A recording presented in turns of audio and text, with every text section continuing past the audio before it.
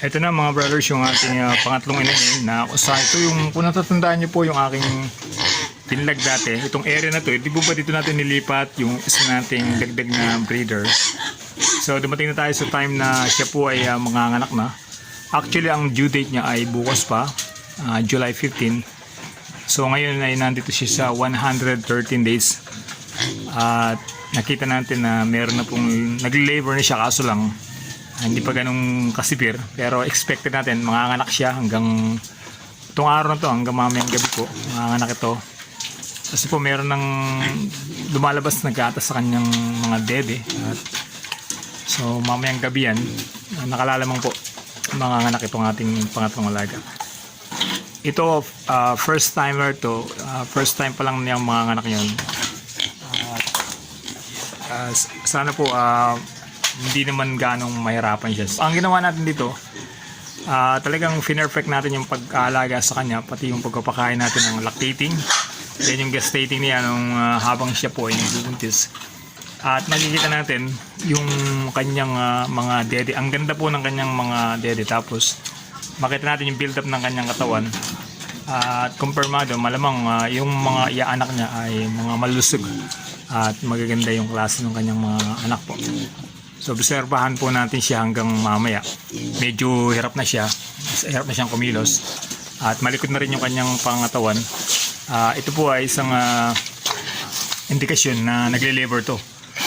Pero usually normal na ang isang breeder na baboy, nanganganak po yan kadalasan gabi po, nanganganak madaling araw, ganyan.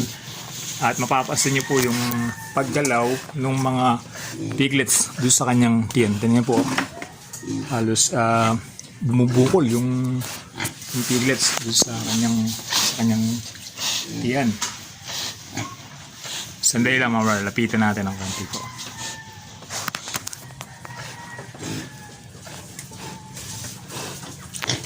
Ito rin yung ating mga piglets na kusan. Ito yung pito natin. Kaso lang, binubuli nila yung isa, kaya iniwalay natin. Ayun po, inaaway nila, kaya nilayo-layo ko. Kasi mapapatay po nila yan. Kaya ganyan.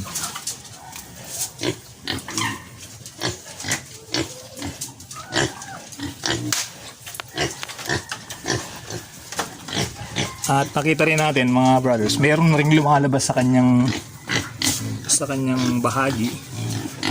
Ito yung pinaka-dumi na rin ng mga piglets. At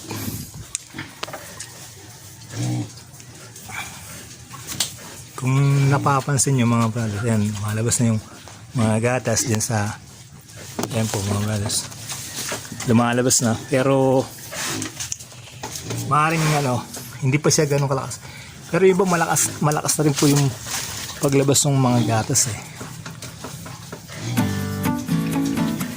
Yan po mga brothers, halos marami ng dede sa kanya yung nilalabasan po ng gatas. Tapos ito po bandang ilalim, malabas na po mga brothers. So hintayin lang natin hanggang mamayang gabi, siguro manganganak ito. Pero kailangan may nagbabantay na rin ito kasi po so yun lang mga brothers, update natin kayo mamaya po para sa kung ilan yung magiging anak nitong ating alaga. Maraming salamat sa inyo mga brothers. Subscribe niyo po ang ating channel, My Brother Is Not a Pig. Patuloy tayong mag-aaral sa pag-aalaga natin ng ating mga hayop, especially po sa mga inahin, sa mga piglets.